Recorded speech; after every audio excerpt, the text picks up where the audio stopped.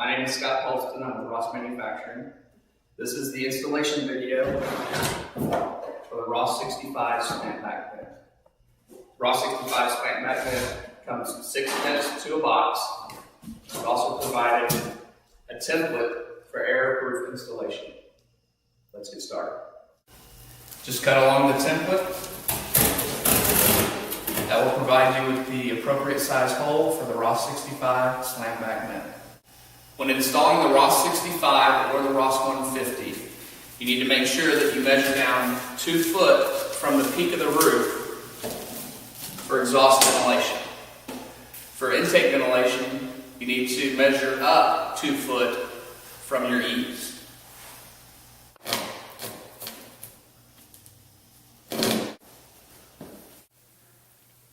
Now that we've marked where the vent is to be placed on the roof deck, and we've cut the roofing alignment, it's now time to cut the hole in the deck.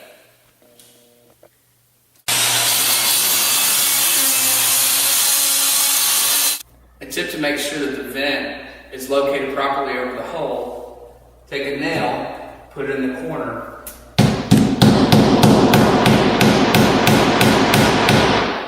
and then slip the vent over it. You get proper alignment.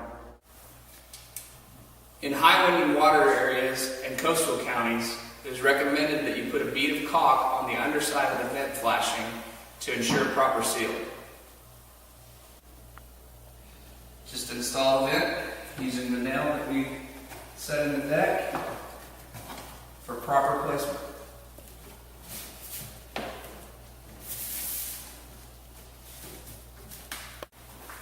Now that we've placed the vent, we now permanently attach the vent using 1¼ roofing nails in the pre-punched holes around the vent flasher.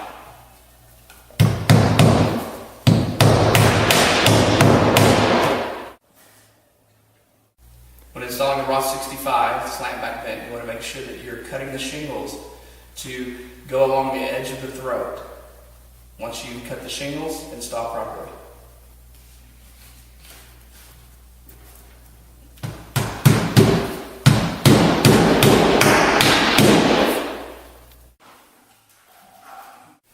Once you've completed shingling around the Ross 65 Slant Back Vent, the final step is to add a dab of caulk to your nail holes on the bottom of the flashing.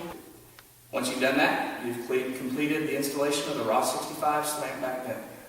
Thank you.